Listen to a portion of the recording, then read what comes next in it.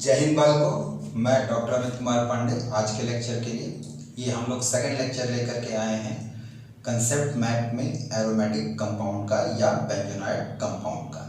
इसमें हम लोग मोस्टली डील करेंगे एनिलीन को, थोड़ा सा डील करेंगे हम लोग डायमोनियम सॉल्ट को, और फिर कुछ प्रॉब्लम्स को हम लोग डील करेंगे इस सीरीज में या इस लेक्चर में। चलेगा।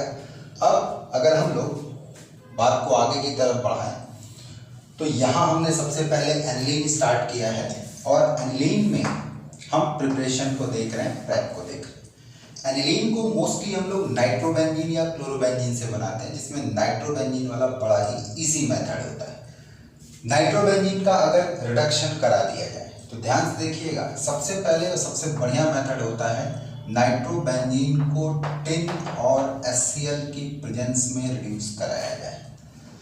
तो ऐसी स्थिति में आप ये कहेंगे कि नाइट्रोबेंजीन एनिलीन में कन्वर्ट होती है। दूसरा तरीका भी नाइट्रोबेंजीन को एनिलीन में कन्वर्ट करने का रिडक्शन ही है, लेकिन यहाँ रिड्यूसिंग एजेंट को थोड़ा सा बदलेंगे। हम आयरन HCl का कॉम्बिनेशन लेते हैं, ये इससे कम इफिशिएंट होता है, लेस इफिशिएंट होता है। इसी तरीके से हम नाइट्रोबेंजीन को जो ट्रांजिशनल मेटल कैटलिस्ट होते हैं जैसे कि निकेल, प्लेटिनम या पैलेडियम, इनके साथ अगर हाइड्रोजन एडजॉर्ब करके रिड्यूस कराएं तो भी हमारा क्या बनता है, आपका एनिलीन बनता है। मोस्टली हम लोग यहाँ रुदीनियम, प्लेटिनम और पैलेडियम ये यूज करते हैं।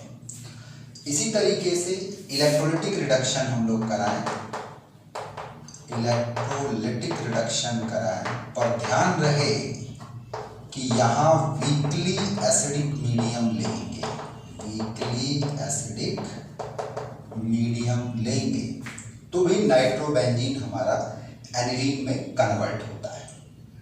क्लोरोबेंजीन से एनिलीन को बनाने का एक तरीका तो ये है कि क्लोरोबेंजीन को सोडामाइड के साथ हाई टेम्परेचर और हाई प्रेशर पर हीट किया जाए। चलेगा। तो इस समय ये बेंजाइन इंटरमीडिएट के थ्रू रिएक्शन होती है और क्लोरोबेंजीन किस में कन्वर्ट होता है, एनिलीन में। दूसरा तरीका ये है कि हम क्लोरोबेंजीन को क्यूप्रस ऑक्साइड और अमोनिया के साथ मिला के हीट करें तो भी हमें एनिलीन मिलता है। आप कह सकते हो एमिनोबेंजीन या एनिलीन मिलता है या बेंजामीन मिलता है, चल जाएगा। तो ये हम लोगों ने किस सेगमेंट की बात की, प्रिपरेशन की। अब हम एनिलीन की कुछ प्रॉपर्टीज की बात करते हैं। एनिलीन की प्रॉपर्टीज को अगर हम देखें तो उसके लिए हम कुछ बातें कह सकते हैं। सबसे पहले एनिलीन में जो एमिनो ग्रुप मौजूद है ये तगड़ा इलेक्ट्रॉन डोनेटिंग ग्रुप होता है। किस इफेक्ट से, वीक -I इफेक्ट और प्लस स्ट्रॉन्ग रेजोनेंस इफेक्ट या मेसोमेरिक इफेक्ट से। साथ ही साथ ये जो एमिनो ग्रुप है ये ऑर्थो और पैरा डायरेक्टर होता है, यानी ये इलेक्ट्रॉन डेंसिटी को ऑर्थो और पैरा पे बढ़ाएगा। अगर हम इलेक्ट्रॉन डेंसिटी को कंपेयर कर लें बेंजीन के साथ में इनकी रिलेटिव पोजीशन को और इलेक्ट्रॉन डेंसिटी को ABCD बोले तो सबसे तगड़ी इलेक्ट्रॉन डेंसिटी C पर होती है, फिर A पर होती है, तब D पर होती है और सबसे कम B पर होती है। तो C और A पर ज़्यादा इलेक्ट्रॉन डेंसिटी होने की वजह से एनिलीन इलेक्ट्रोफिलिक सब्स्टिट्यूशन रिएक्शन में कैसे काम करेगा, ऑर्थो एंड पैरा डायरेक्टर। पर एक समस्या है। समस्या ये है कि बेंजीन रिंग पर मौजूद जो NH2 ग्रुप होता है ये ग्रुप हाईली एक्टिवेटिंग है, एक बात। दूसरी बात कि ये ग्रुप जो है लुईस बेस के तरीके काम करता है, इसलिए एसिडिक हाइड्रोजन या लुईस एसिड अगर रिएक्शन में मौजूद है तो ये उसके साथ रिएक्ट करके एडक्ट का फॉर्मेशन कर देगा। यही वजह है कि एनिलीन कभी क्या नहीं शो करता, आपका फिडल-क्राफ्ट एल्काइलेशन या एसाइलेशन नहीं शो करेगा, क्योंकि वहां मौजूद जो लुईस एसिड है वो इसके साथ में रिएक्ट कर जाता है। इसी तरीके से हाईली एसिडिक मीडियम में अगर आप एनिलीन को लेकर के चलेंगे तो भी रिएक्शन उल्टा पुल्टा प्रोडक्ट देती है, जैसे नाइट्रेशन वगैरह। तो इसके पीछे रीजन ये है कि एनिलीन H+ आयन को लेकर के एनिलीनियम में चेंज हो जाता है और एनिलीनियम अपने आप में तगड़ा इलेक्ट्रॉन विड्रॉइंग ग्रुप है और साथ में मेटा डायरेक्टर का काम करता है।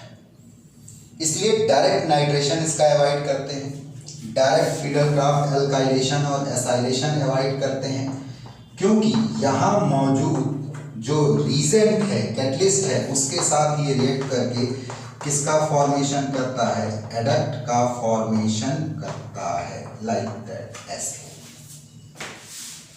तब इसकी केमिकल प्रॉपर्टीज में हमें बड़ा संभल के चलना पड़ेगा। इस एमिनो ग्रुप को हमको प्रोटेक्ट करना पड़ेगा, हम इसे प्रोटेक्ट करेंगे, फिर इलेक्ट्रोफिलिक सब्स्टिट्यूशन इसके अंदर कराएंगे। चलिए तो हम लोग आगे देखते हैं इलेक्ट्रोफिलिक सब्स्टिट्यूशन या केमिकल रिएक्शन ऑफ एनिलीन्स। अब अगर हम केमिकल प्रॉपर्टीज पर आते हैं एनिलीन की, तो यहां पर मैंने एक चार्ट बना रखा हुआ है और इस चार्ट के थ्रू आपको प्रोडक्ट बताना है, ठीक है। ये कंसेप्ट मैप है आपका। ये बताइए अगर हम एनिलीन का रिएक्शन H2SO4 के साथ कराएं तो ये यहाँ एसिड का और ये यहाँ बेस का काम करेगा और प्रोडक्ट के रूप में हमको सॉल्ट मिलेगा, ठीक है। एनिलीनियम सल्फेट का जो है हमको सॉल्ट मिलेगा। हम इसको ऐसे बता सकते हैं NH3+ twice SO4। क्लियर है हमारी बात। इसी तरीके से अगर हम एनिलीन का रिएक्शन ब्रोमीन वाटर के साथ कराएं तो ध्यान दीजिएगा, अगर एक्वस सॉल्वेंट आप लेकर के चल रहे हो तो 2,4,6 ट्राइब्रोमो एनिलीन बनता है। 2,4,6 ट्राइब्रोमो एनिलीन बनता है। लेकिन यही एनिलीन अगर एप्रोटिक सॉल्वेंट में, कार्बन डाइसल्फाइड में, कार्बन टेट्राक्लोराइड में, बेंजीन में है तो ऐसी स्थिति में ऑर्थो और पैरा का मिक्सचर मिलेगा। ऑर्थो ब्रोमो एनिलीन और पैरा ब्रोमो एनिलीन, और इसमें जो मेजर आएगा वो पैरा ब्रोमो एनिलीन मेजर होगा और ऑर्थो ब्रोमो एनिलीन माइनर होगा। एक ही सूरत पे ऑर्थो मेजर होता है जब वो इंट्रामोलिकुलर हाइड्रोजन बॉन्डिंग को शो करता है। अगर वो इंट्रामोलिकुलर हाइड्रोजन बॉन्डिंग को नहीं शो करता तो 99% केसेस में पैरा ही मेजर होता है। अब अगर हम एनिलीन का डायरेक्ट नाइट्रेशन करा रहे हैं कंसंट्रेटेड HNO3 और H2SO4 के साथ, तो ध्यान दें यहाँ पर 3 रिएक्शन होती है। एनिलीन की वजह से ऑर्थोपैरा मिक्सचर मिलता है, ऑर्थोपैरा मिक्सचर मिलता है जिसमें ऑर्थो करीब 2% के आसपास, 2% के आसपास, पैरा जो है करीब करीब 47% के आसपास, पैरा 47% के आसपास और मेटा करीब 51% के आसपास आता है। मेटा इसलिए बनता है क्योंकि एसिडिक मीडियम NH2 ग्रुप को एनिलीनियम में बदल देता है, और जब ये एनिलीनियम में बदलेगा तो ऐसी स्थिति में ये मेटा डायरेक्टर का काम करता है। इसके अलावा ऑक्सीडेटिव प्रोडक्ट भी बड़े सारे मिलते हैं, क्योंकि नाइट्रिक एसिड और सल्फ्यूरिक एसिड बड़े अच्छे ऑक्सीडाइजिंग एजेंट का काम करता है। लेकिन जरा ध्यान दें, अगर आप एनिलीन का रिएक्शन एसिटिल क्लोराइड के साथ करा रहे हैं तो सबसे पहले न्यूक्लियोफिलिक एसाइल सब्स्टिट्यूशन के थ्रू बनता है एसाइलोएमीन, जो कि NH2 ग्रुप को प्रोटेक्ट करता है। ये तो जरूरी नहीं कि यहाँ एसिटिल क्लोराइड ही लिया जाए, एसिटिक एनहाइड्राइड भी लेंगे तो भी ये प्रोडक्ट बनता है। सेकेंड स्टेप में हम इसका नाइट्रेशन कराते हैं तो बनता है ऑर्थो और पैरा नाइट्रो कंपाउंड। ऐसे ये ऑर्थो वाला और यहीं पर आकर के बनेगा कौन सा, पैरा वाला। और तीसरे स्टेप में जब हाइड्रोलिसिस होगी, इनकी एसिडिक वर्कअप होगा, प्रोटिक वर्कअप होगा, तो ये ऑर्थो नाइट्रो एनिलीन में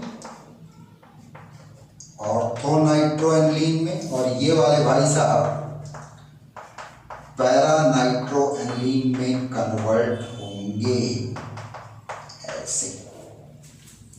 क्लियर है हमारी बात? तो ध्यान दीजिएगा कि जब एनिलीन का एस्टाइलेशन कराते हैं तो पहले ये ग्रुप प्रिजर्व होता है, फिर अगले स्टेप में ऑर्थो पैरा नाइट्रो एनिलीन बनता है, और फिर जब प्रोटीन वर्कअप कराओगे तो दोबारा ये एसिटिल ग्रुप यहाँ से गायब हो जाएगा और एमिनो ग्रुप हमको मिलता है, और फाइनल प्रोडक्ट ऑर्थो और पैरा नाइट्रो एनिलीन के रूप में दिखाई पड़ता है। तो अगर आप चाहें तो मैं इतनी कहानी न लिख करके, ध्यान दें, मैं इतनी कहानी न लिख करके सीधे आपको मेमोराइज करने के लिए, दिमाग में रखने के लिए लिख सकता हूँ कि इसका प्रोडक्ट ऑर्थो नाइट्रो एनिलीन और पैरा नाइट्रो एनिलीन बनेगा, जिसमें ये मेजर है और ये लल्ला माइनर है। चलेगा? अगला रिएक्शन एनिलीन का हम हिंसबर्ग रीजन के साथ कराते हैं, बेंजीन सल्फोनिल क्लोराइड के साथ कराते हैं। तो चूंकि ये प्राइमरी एमीन है तो इस स्थिति में एनिलीन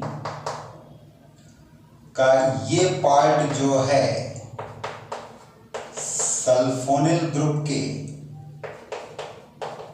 रिएक्ट करके ये कंपाउंड देगा, और इसकी खास बात ये है कि ये अल्कलाइन सॉल्यूशन में सॉल्युबल होगा, क्योंकि यहाँ एक हाइड्रोजन एसिडिक हाइड्रोजन के रूप में क्या है आपका मौजूद है।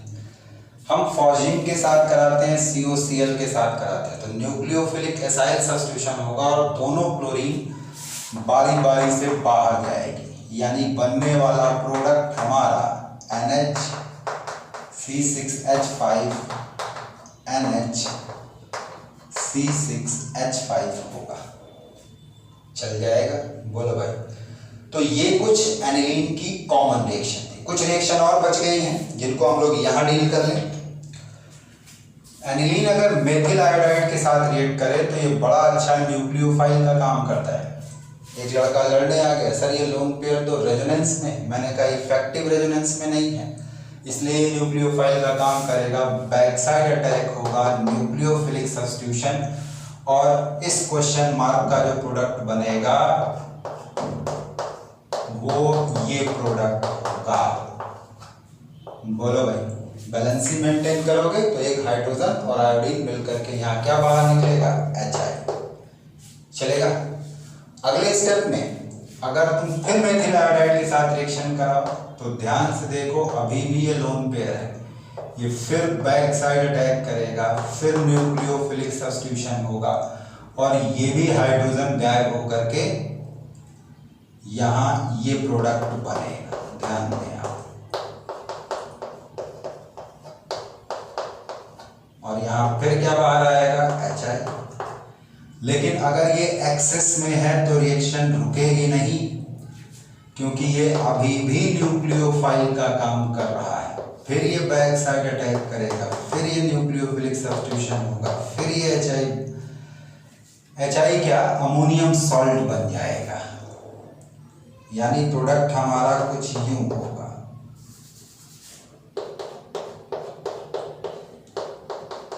N 2 नहीं 3, और इस पर कैसा चार्ज? पॉजिटिव, इस पर कैसा? नेगेटिव, यानी final product as a salt दिखाई पड़ेगा। क्लियर है हमारी बात? यही एनिलीन का रिएक्शन अगर सोडियम डाइक्रोमेट के साथ कराएं एसिडिक मीडियम में तो बेहद स्ट्रॉन्ग ऑक्सीडाइजिंग एजेंट होता है ये पैराबेंजोक्विनोन, ये इसमें चेंज कर देगा, ये ऑक्सीडेशन प्रोडक्ट बनेगा।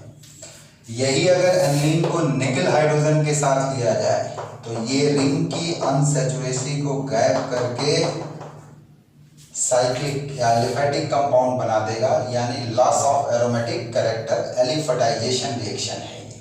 क्लियर है हमारी बात? बोलो भाई, क्या प्रोडक्ट बना?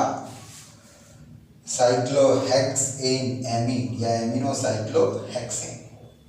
चल जाएगा? अब अगर कुछ रह जाता है तो एनिलीन का केमिकल टेस्ट रह जाता है, वो थोड़ा सा इंपॉर्टेंट है, उसको अलग से देख लेते हैं। चलिए,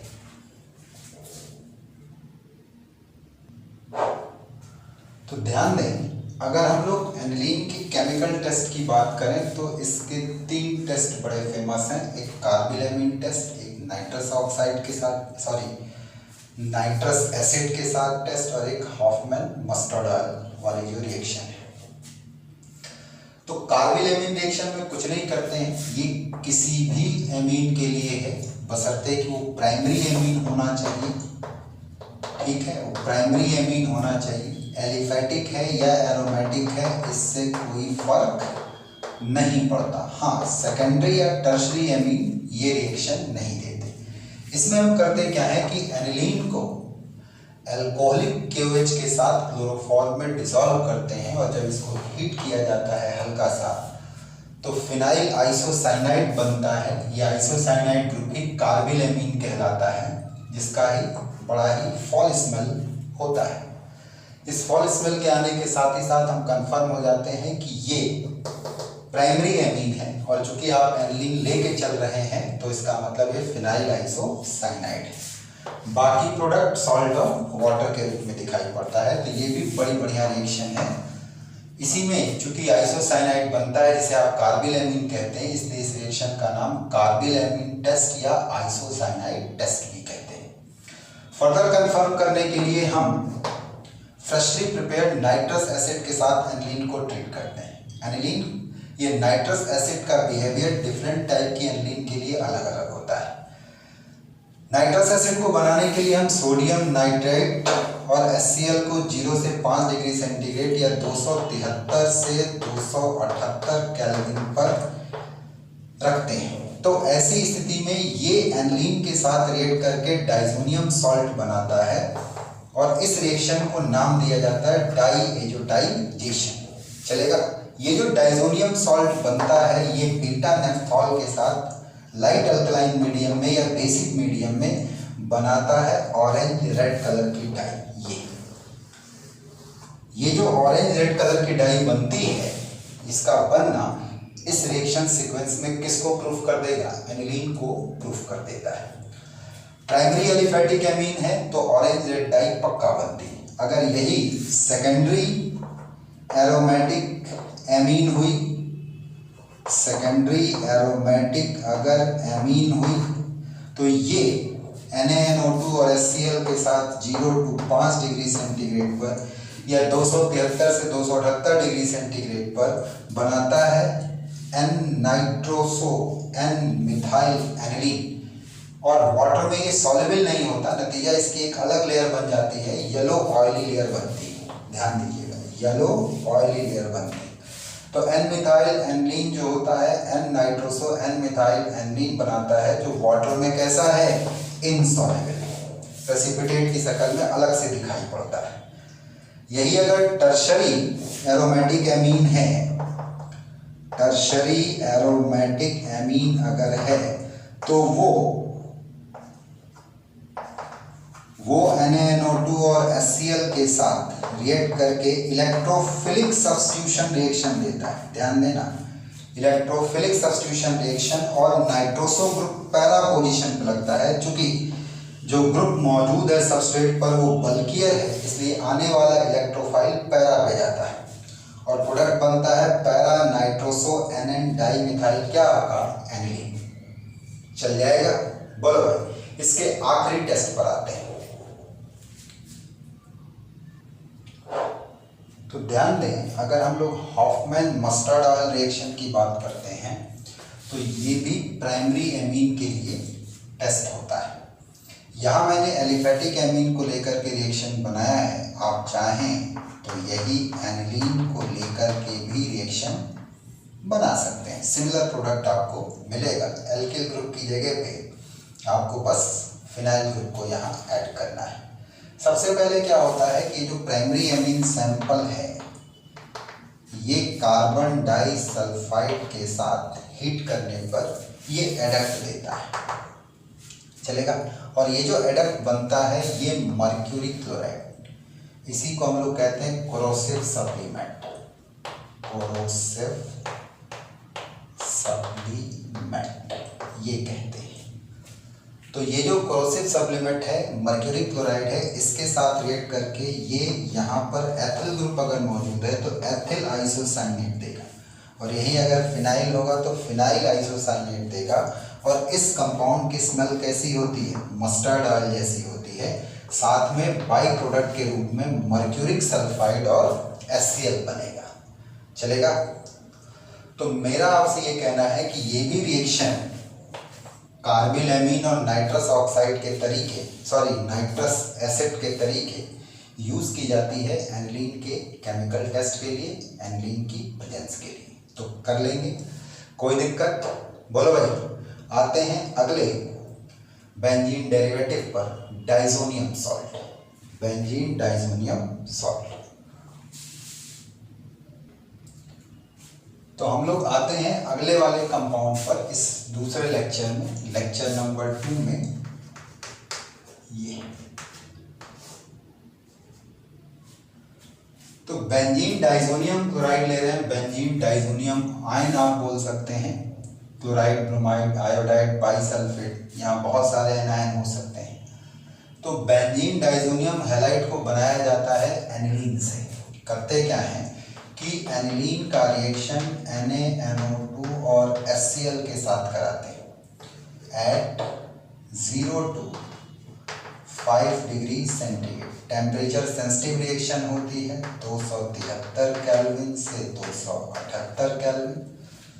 हमारा बनता है बेंजीन डाइजोनियम सॉल्ट। एक्चुअल में एनिलीन को भी हम लोग नाइट्रोबेंजीन के रिडक्शन से बनाते हैं ये।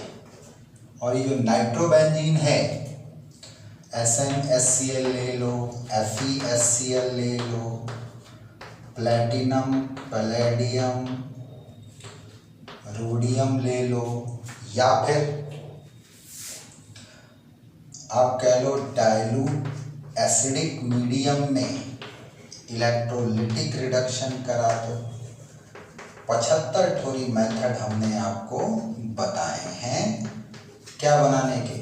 नाइट्रोबेंजीन से एनिलीन को बनाने के। तो इनमें से किसी मेथड का इस्तेमाल करके आप एनिलीन बना सकते हो। इवन दो ये नाइट्रोबेंजीन भी जो है ये आपकी बनती है बेंजीन के नाइट्रेशन से।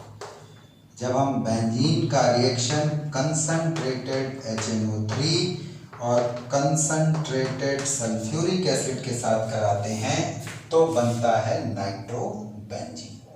चलेगा? आप चाहो तो डाइजोनियम सॉल्ट से भी सीधे बेंजीन बना सकते हो। ये किससे रिएक्शन करके? हाइपोफॉस्फोरस एसिड से रिएक्शन करके या अल्कोहल से रिएक्शन करा दो तो भी ये करस्पॉन्डिंग क्या देता है? आपका बेंजीन देता है। इसके अलावा अगर चाहो तो इसी नाइट्रोबेंजीन को वाटर से रिएक्ट करा करके हम लोग फिनॉल बना लेते हैं, और फिनॉल को दोबारा जिंक डस्ट के साथ हीट कर दो, फिर हमारा क्या बन जाएगा?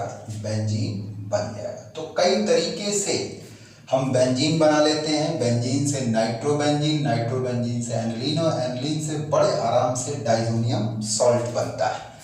मैं आपको बता दूं ये डाइजोनियम सॉल्ट बहुत अच्छा लैब रिएजेंट है। किसके लिए? बेंजोनाइड कंपाउंड के इंटर कन्वर्जन के लिए, एक बेंजोनाइड कंपाउंड से दूसरे बेंजोनाइड कंपाउंड में जाने के लिए। ऑलमोस्ट सारे बेंजोनाइड कंपाउंड इस डाइजोनियम सॉल्ट की सहायता से प्रिपेयर किए जा सकते हैं। चलिए देखते हैं इसको केमिकल प्रॉपर्टीज में। तो अगर हम लोग बेंजीन डाइजोनियम क्लोराइड पर आए या बेंजीन डाइजोनियम सॉल्ट की केमिकल रिएक्शंस की बात करें तो पहले एक बात आप समझ लीजिए कि बेंजीन डाइजोनियम हैलाइड से जो भी हम रिएक्शन कराते हैं ये जो होता है फर्स्ट ऑर्डर की काइनेटिक्स को फॉलो करता है, और ये न्यूक्लियोफिलिक एरोमेटिक सब्स्टिट्यूशन है। क्यों?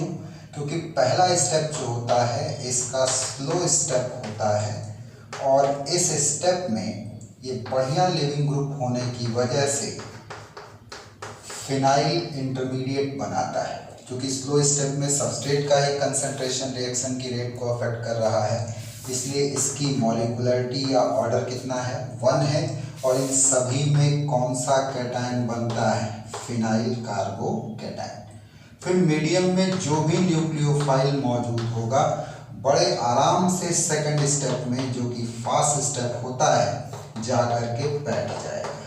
तो ओवरऑल रिएक्शन बहुत अच्छा एग्जाम्पल है न्यूक्लियोफिलिक सब्स्टिट्यूशन यूनिमॉलिक्यूलर या first order reaction on benzene ring या एरोमेटिक रिंग, SN1AR बोले चलेगा। तो ये मैकेनिज्म ही सभी में जाती है, तो एक एक करके देखा जाए। सबसे पहले अगर हम बेंजीन डाइजोनियम सॉल्ट का रिएक्शन क्यूप्रस हैलाइड के साथ कराएं और यहाँ X के रूप में क्लोरीन, ब्रोमीन या साइनाइड लेकर के चलते हैं, तो रिएक्शन सैंडमियर रिएक्शन कहलाती है और बनता है हैलोबेंजीन। याद रहे, सैंडमियर रिएक्शन से क्लोरोबेंजीन, ब्रोमोबेंजीन और साइनोबेंजीन बना सकते हैं, लेकिन फ्लोरोबेंजीन या आयोडोबेंजीन नहीं बनता है।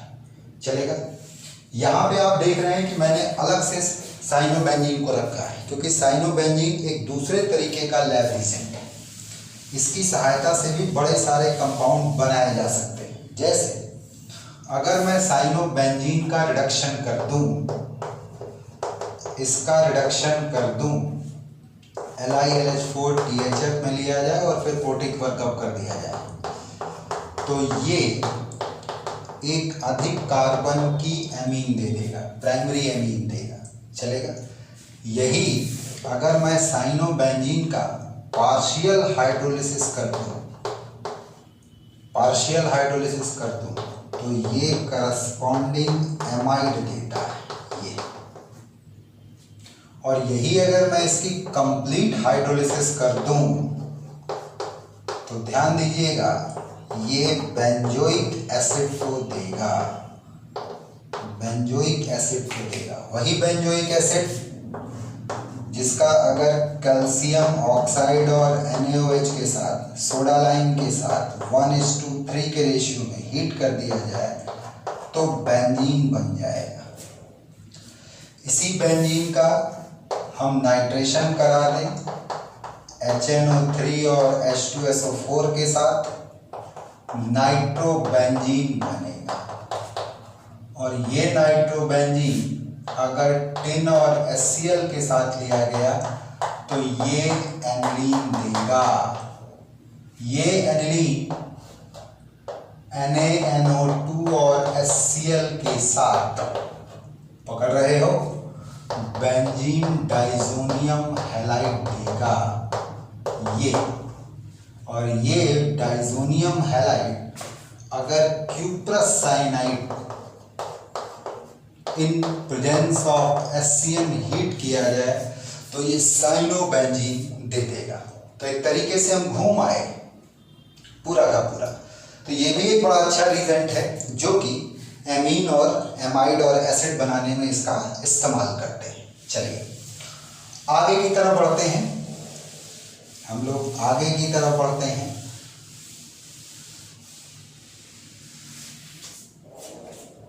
ठीक है जी, आगे की तरफ कैसे, यही आपका बेंजीन डाइजोनियम हैलाइड अगर कॉपर पाउडर के साथ लिया जाए in presence of hydra acid तो क्लोरो ब्रोमोबेंजीन बनती है और रिएक्शन कहलाती है गाटरमान रिएक्शन। क्या रिएक्शन कहलाएगी? गाटरमान रिएक्शन कहलाती है। इवन तो आप ध्यान रखें कि सेंडमियर और गाटरमान में सेंडमियर की इफिशिएंसी ज़्यादा है और गाटरमान की इफिशिएंसी कम है। दोनों रिएक्शन का ड्रॉबैक ये है कि हम आयोडो और फ्लोरोबेंजीन नहीं बना सकते। चलेगा। आयोडोबेंजीन बनाने के लिए हम डाइजोनियम हैलाइड को सीधे पोटेशियम सॉल्ट के साथ हीट करते हैं, हमारा आयोडोबेंजीन बनता है। चलेगा। यही हम डाइजोनियम हैलाइड से नाइट्रोबेंजीन और फ्लोरोबेंजीन दोनों बनाएंगे। उसके लिए पहले बेंजीन डाइजोनियम हैलाइड को पर ब्रोमोफ्लोरिक एसिड के साथ हीट करते हैं, बनता है हमारा ये सॉल्ट। और इस सॉल्ट को अगर हीट किया जाए, ध्यान दीजिएगा, रिएक्शन कहलाती है बेल-सीमान रिएक्शन और प्रोडक्ट हमारा बनता है क्या चीज, फ्लोरोबेंजीन, BF3 और साथ में बाई प्रोडक्ट के रूप में नाइट्रोजन। लगभग सभी रिएक्शन में बाई प्रोडक्ट में आपको नाइट्रोजन मिलेगा, क्योंकि डाइजोनियम ग्रुप बड़ा अच्छा लिविंग ग्रुप होता है और ये जब डिसोसिएट करेगा चेन से तो नाइट्रोजन गैस के फॉर्म में सिस्टम से बाहर आता है। यही अगर हम इस सॉल्ट का रिएक्शन सोडियम नाइट्राइड के साथ कराएं in presence of copper powder, तो ध्यान रहे हमारा नाइट्रोबेंजीन बनता है, ये साथ में NaBF4 सॉल्ट बनेगा और बाई प्रोडक्ट के रूप में कौन सी गैस निकलेगी, नाइट्रोजन गैस निकलती है। ध्यान दें अगर हम बेंजीन डाइजोनियम सॉल्ट का रिएक्शन KCN के साथ कराएं इन प्रेजेंस ऑफ CuCN, तो ध्यान रहे जो हमारा प्रोडक्ट आता है वो साइनोबेंजीन आता है। जी हाँ, वही साइनोबेंजीन कॉपर पाउडर की प्रेजेंस में, जिससे कि हम एक अधिक कार्बन का एलिफेटिक एमीन बना रहे थे, साथ ही साथ एमाइड बना रहे थे, साथ ही साथ कार्बोक्सिलिक एसिड बना रहे थे। एक लड़के ने पूछ दिया सर KCN की जगह अगर AgCN लेकर के चलते या प्लेन CuCN कॉपर की प्रेजेंस में हिट किया जाता, तो मैं कहा ये भी देख लो यार, अगर तुम AgCN लेकर के चलते तो प्रोडक्ट तुम्हारा साइनोबेंजीन नहीं बल्कि बेंजीन आइसोसाइनाइड होता, कार्बिल एमीन होता, चलेगा। और यहाँ पर ये फॉल स्मेलिंग कंपाउंड होता है, हीट करने पर ये हमको मिलता है, चलेगा। चलिए मामले को और आगे बढ़ाते हैं और रिएक्शन के साथ। तो अब अगर हम लोग डाइजोनियम की केमिकल प्रॉपर्टीज पर चल रहे हैं, SN1 रिएक्शन पे चल रहे हैं, तो डाइजोनियम हैलाइड को अगर अल्कोहल के साथ हीट किया जाए, एथिल अल्कोहल के साथ, तो बड़ी इंपॉर्टेंट रिएक्शन है। यहाँ ये डीएमिनेशन के अंतर्गत आता है और बेंजीन बनता है। साथ में इसका बाई प्रोडक्ट बड़ा इंपॉर्टेंट है। बाई प्रोडक्ट तुम्हारा एस्टल्डिहाइड के रूप में मिलेगा, ये चलेगा। साथ में नाइट्रोजन निकलेगी और हाइड्रा एसिड बनेगा, अगर हेलोक्लोरीन है तो HCl।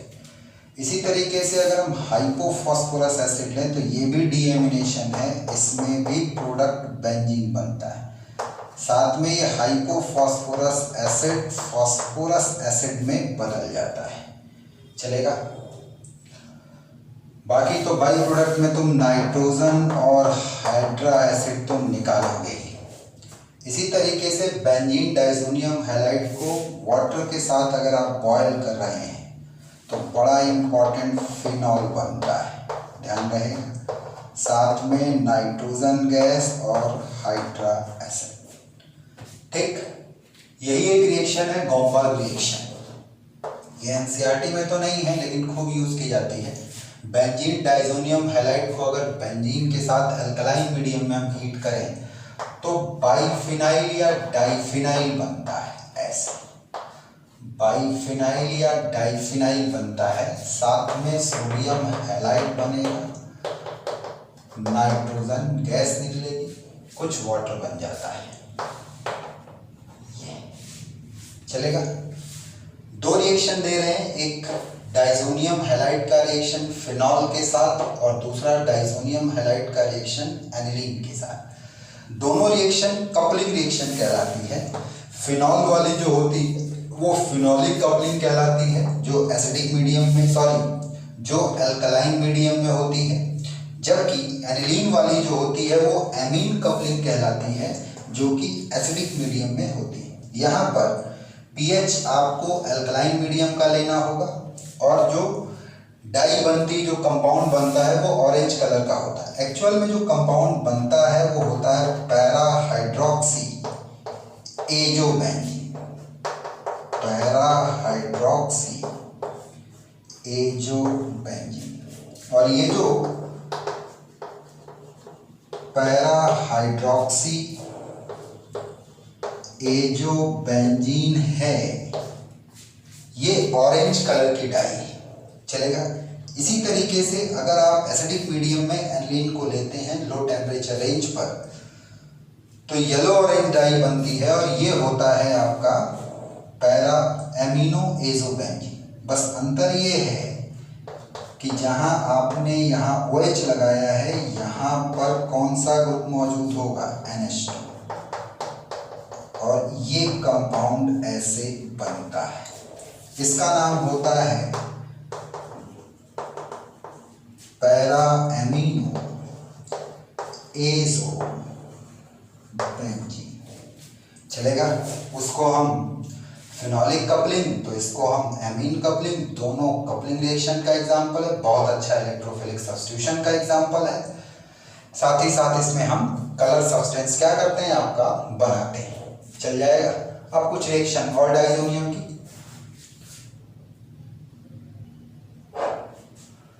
तो अगर हम लोग बेंजीन डाइजोनियम क्लोराइड की बाकी की बची हुई रिएक्शंस पर आए, तो बेंजीन डाइजोनियम अगर क्लोराइड रख लें हम, X की जगह Cl रखें, तो स्टेनस क्लोराइड और HCl के साथ रिएक्शन पर ये देता है फिनाइल हाइड्रेजीन।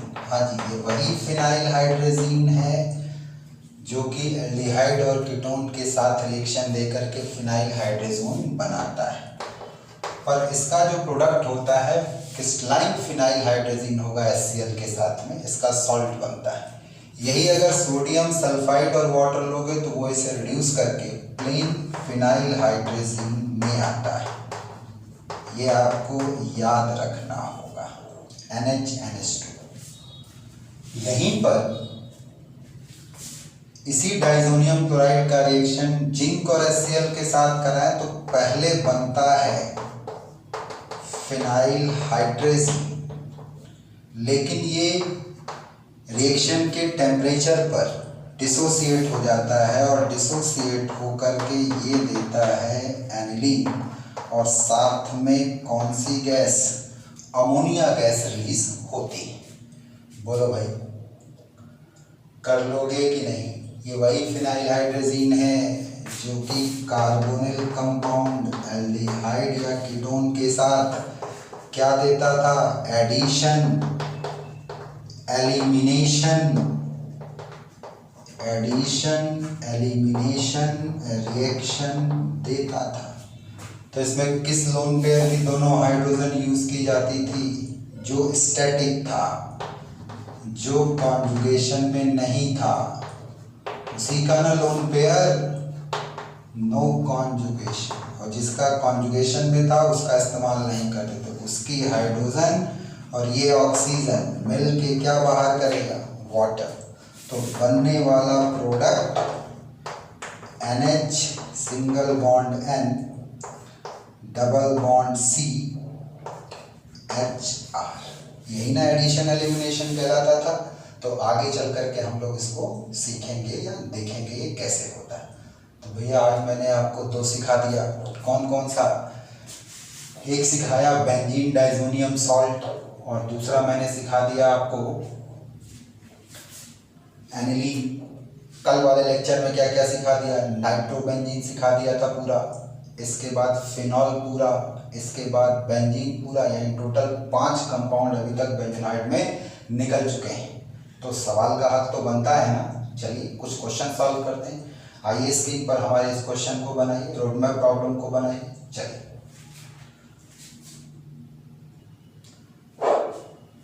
चलिए भाई, आपकी स्क्रीन पर एक क्वेश्चन है। सबसे पहले आप इस क्वेश्चन को खुद सॉल्व करिए। 2 मिनट के बाद मैं इस क्वेश्चन को कैसे सॉल्व करना है ये बता रहा हूँ। यहाँ पर मैंने कुछ अल्फ़ाबेट दे रखे हैं एज ए प्रोडक्ट, आपको इन अल्फ़ाबेट को फाइंड आउट करना है।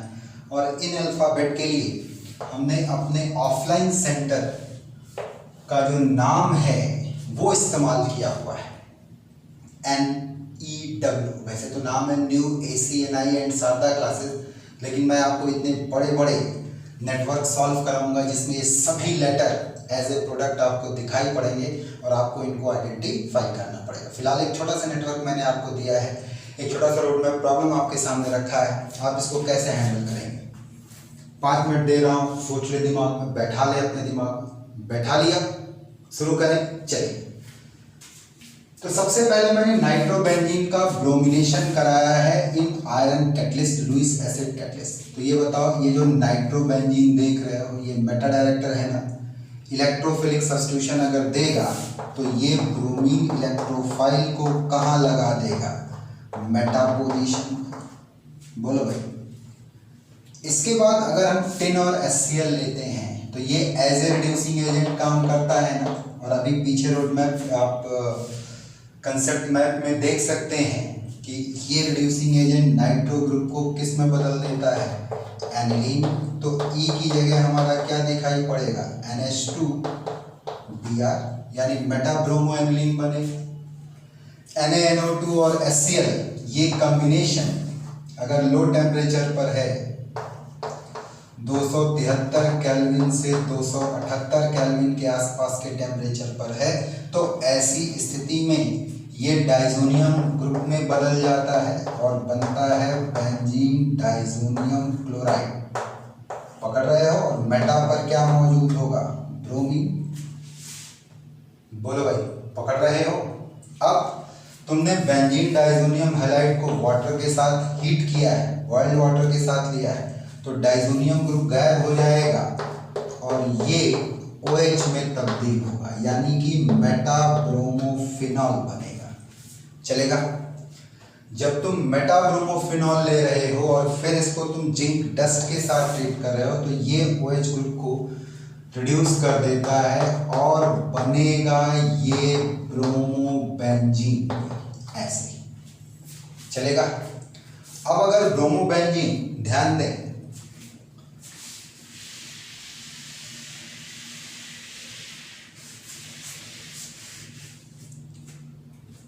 स्पेस मैंने बनाया।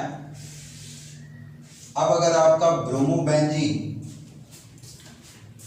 मैग्नीशियम और ड्राई ईथर के साथ रिएक्ट कर रहा है तो ऐसी स्थिति में आपका बनेगा ग्रिग्नार्ड रीजेंट, यानी N के रूप में आपका दिखाई पड़ेगा C6H5MgBr। ये पकड़ रहे हो। अब अगर ये वाटर के साथ रिएक्ट कराओगे तो ये बड़ा अच्छा न्यूक्लियोफाइल होता है, एनायनिक पार्ट इसका जो होता है बड़ा अच्छा तगड़ा बेस होता है। ये वाटर से H लेकर के ये बेंजीन में कन्वर्ट हो जाएगा। अब आपको याद आ गया होगा कि बेंजीन का अगर हम नाइट्रेशन कराते हैं कंसंट्रेटेड HNO3 और H2SO4 के साथ तो दोबारा से नाइट्रो बेंजीन बनता है। चल जाएगा। तो ये एक नेटवर्क था। इस नेटवर्क के थ्रू आपने हमारे ऑफलाइन सेंटर का नाम भी देख लिया और साथ ही साथ आपका ये रोड मैप भी सॉल्व हो गया। चलेगा। चलो एक और क्वेश्चन थिंक करते हैं, एक और क्वेश्चन करते हैं। चलिए बालको, तो ये सवाल आप लोग की स्क्रीन पर है, इसको आप सॉल्व कर लीजिए। 1-2 मिनट का समय दे रहे हैं। इस क्वेश्चन में हमने अपने ऑफलाइन सेंटर का नाम दिया है और साथ में ये बता दिया कि दुर्गाकुंड वाराणसी यूपी में। खैर इससे मतलब नहीं है कि ये कहाँ है, मतलब इन लेटर्स को फाइंड आउट करने से है, जो कि इस स्मॉल नेटवर्क में आपको दिखाई पड़ रहा है। इस कोरोना की कंडीशन में हम लोग बिल्कुल भी डर नहीं रहे हैं। हम अपनी मेहनत ईमानदारी उसी के साथ लगे हुए हैं जिसके लिए हम लोग जाने जाते हैं। तो फिलहाल इस क्वेश्चंस को एक बार आप बनाएं तो इससे कुछ अपने कंसेप्ट क्लियर हो तो हम लोग बात को आगे की तरफ बढ़ें। मैंने आपको 2 मिनट का समय दिया, आई थिंक आपने सोच लिया हो।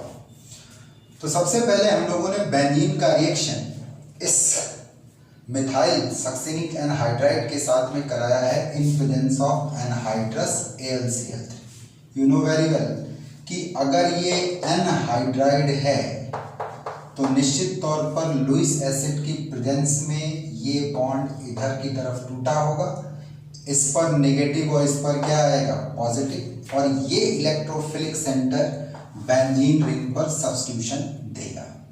और जब ये बेंजीन रिंग पर सब्स्टिट्यूशन देगा तो ऐसी स्थिति में थोड़ा स्पेस बना लें हम अपने उसको सॉल्व करने के लिए। तो जब ये बेंजीन रिंग पर अटैक करेगा तो जो हमारा N बनेगा, ध्यान दीजिएगा, ये carbonyl group as a electrophile ring पर अटैक करेगा, ये ऐसे, साथ में इसके बगल वाला CH ग्रुप CH3 इधर कर दिया हमने, CH2, फिर C double bond O minus. तो यहाँ की निकली हुई हाइड्रोजन इस O माइनस के साथ जब मिलेगी तो जरा ध्यान दीजिएगा, ये कार्बोक्सिलिक ग्रुप में कन्वर्ट हो जाएगा। चलेगा, तो ये हमारा N बना।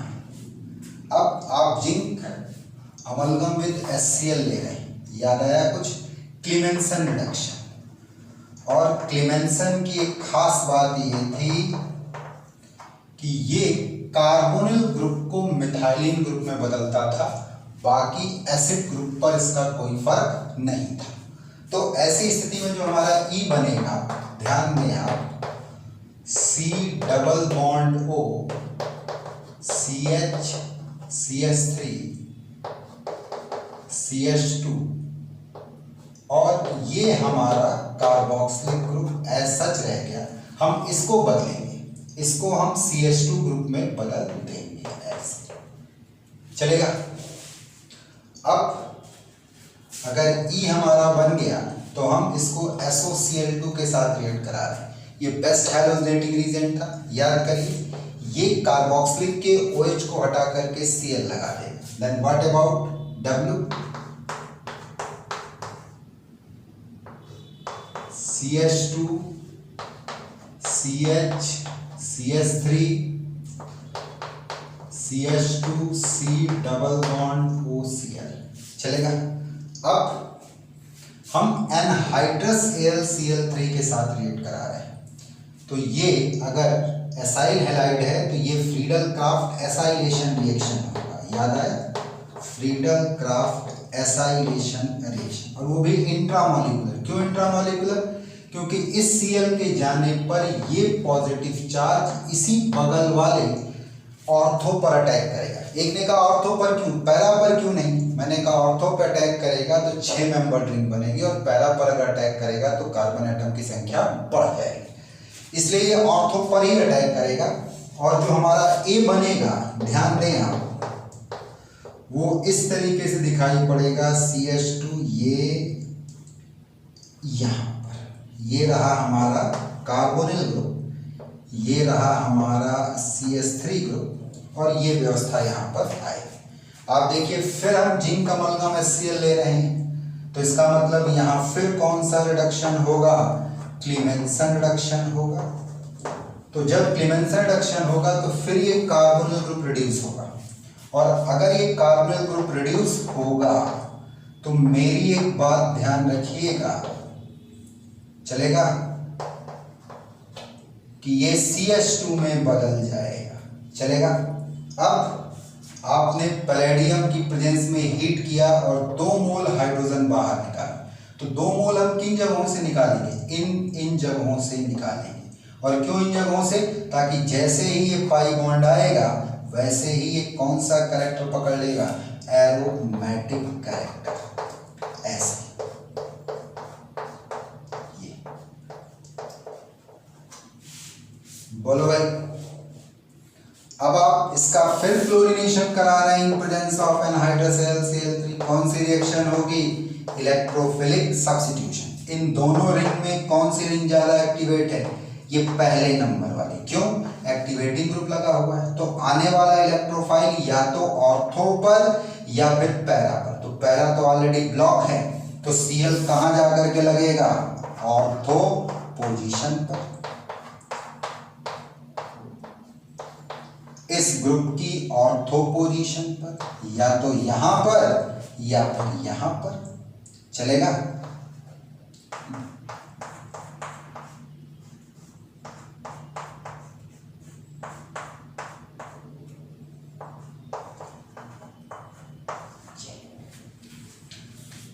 बोलो भाई, कर लोगे? तो कुछ पकड़ में आ रहा है इसमें? मामला कैसे चल रहा है? बोलिए भाई। तो हम लोग इसी तरीके के क्वेश्चंस के साथ में और आते रहेंगे, और आपसे उम्मीद करेंगे कि आप ऐसे क्वेश्चंस की प्रैक्टिस कर रहे हैं। ठीक है जी। तो अब हर लेक्चर के लास्ट में करीब करीब 2 से 3-4 अच्छे क्वेश्चंस को हम आपके करवाएंगे। बाकी आप अपने क्वेश्चंस को बनाइए, जो क्वेश्चन नहीं बनता उसको आप जिस माध्यम से हमसे जुड़े हुए हैं उस माध्यम से हमसे पूछिए। हमारी पूरी team physics, chemistry, mathematics, biology सभी सर लोग आपके साथ कोऑपरेट करने को तैयार हैं। इस लॉकडाउन की सिचुएशन में हम चाहते हैं कि आप AIR 1 की तरफ आएँ, और हो सके तो AIR 1 ले भी आएँ। चलेगा? तो हमारी पूरी शुभकामनाएं आपके साथ में। आप बस ईमानदारी से जुटे रहिए, लगे रहिए, अपना एक एक स्टेप आगे की तरफ क्या करते रहिए, आपका बढ़ते रहिए। आज इतना ही रखेंगे हम लोग, लेकिन जय हिंद बोलने से पहले आपसे एक बात जरूर कहूँगा कि दोस्तों, अगर इतनी मेहनत हम कर रहे हैं, इस सिचुएशन में कर रहे हैं, तो आप भी हमारे चैनल को सब्सक्राइब करिए, शेयर करिए, कमेंट करिए, ज़्यादा से ज़्यादा लोगों तक पहुँचाइए, ताकि हम अपनी ये सुविधा बहुत लोगों तक फ्री ऑफ कॉस्ट पहुँचा सकें। चलेगा?